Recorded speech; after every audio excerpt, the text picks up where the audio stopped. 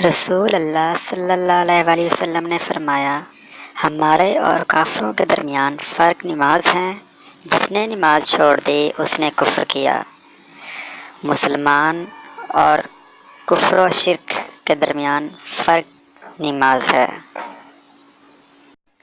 رسول اللہ صلی اللہ علیہ وآلہ وسلم نے ارشاد فرمایا، جس کا وضو نہیں اس کی نماز نہیں، اور جو شخص وضو کے شروع میں اللہ کا نام نہ لے یعنی بسم اللہ نہ پڑھے اس کا وضو نہیں۔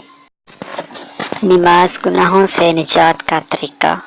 حضرت عثمان رضی اللہ تعالی عنہ سے روایت ہے کہ رسول اللہ صلی اللہ علیہ وآلہ وسلم نے ارشاد فرمایا، جو مسلمان آدمی فرض نماز کا وقت آنے پر اچھی طرح وضو کرے، پھر پورے خشوع و خضوع اور اچھے رکوع و سجود کے ساتھ نماز ادا کرے تو وہ نماز اس کے واسطے پچھلے گناہوں کا کفارہ بن جائے گی، جب تک کہ وہ کسی کبیرہ گناہ کا مرتکب نہ ہوا ہو، اور اس کی نماز کی برکت اس کو ہمیشہ ہمیشہ حاصل ہوتی رہے گی۔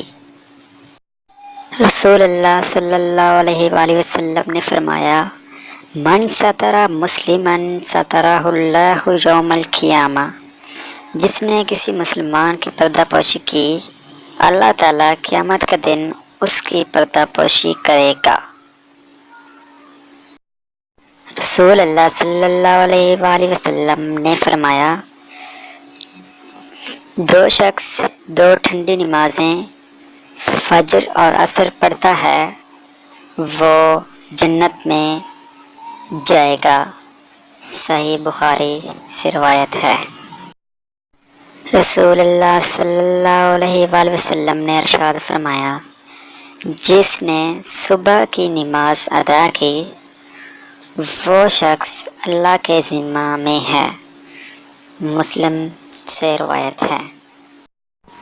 رسول اللہ صلی اللہ علیہ وآلہ وسلم نے فرمایا، اذان اور اقامت کے درمیان دعائیں رد نہیں ہوتی، لہذا دعا مانگا کرو۔